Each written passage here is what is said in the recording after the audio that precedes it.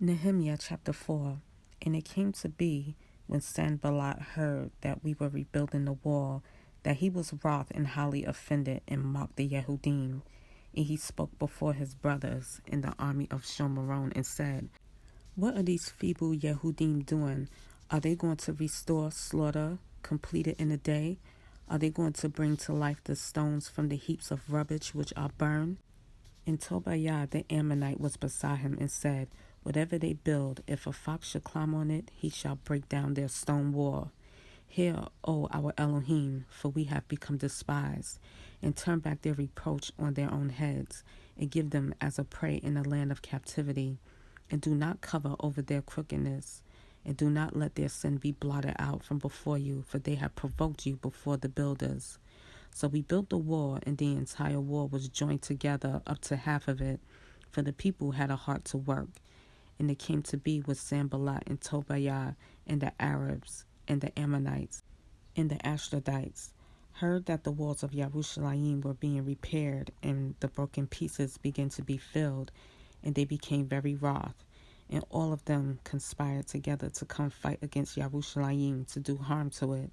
But we prayed to our Elohim, and set a watch against them day and night because of them.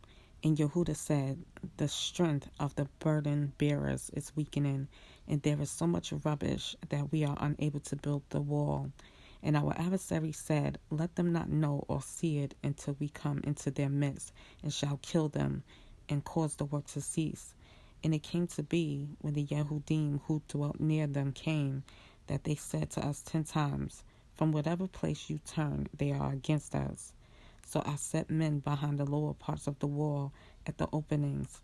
I set the peoples according to their clans, with their swords, their spears, and their bows. And I looked and rose up and said to the nobles, and to the deputy rulers, and to the rest of the people, Do not be afraid of them. Remember the great and awesome Yah, and fight for your brothers, your sons, and your daughters, your wives, and your houses.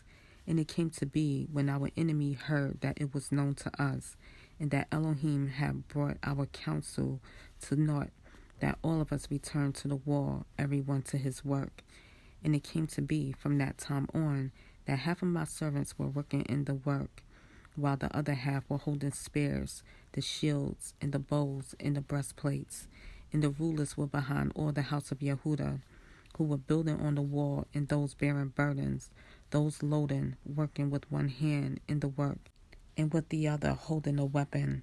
As for the builders, each one had his sword girded at his side as he built, and one who sounded with the shofar was beside me. And I said to the nobles, and to the deputy rulers, and to the rest of the people, The work is great and large, and we are separated far from one another on the wall. In whatever place you hear the voice of the shofar, join us there.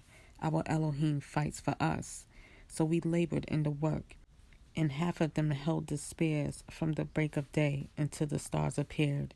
At that time I also said to the people, Let each man and his servant spend the night in Jerusalem, and they shall be our guard by night, and for the work by day. So neither I, nor my brothers, nor my servants, nor the men of the guard who followed me, none of us took off our garments, each one his weapon, even at the water.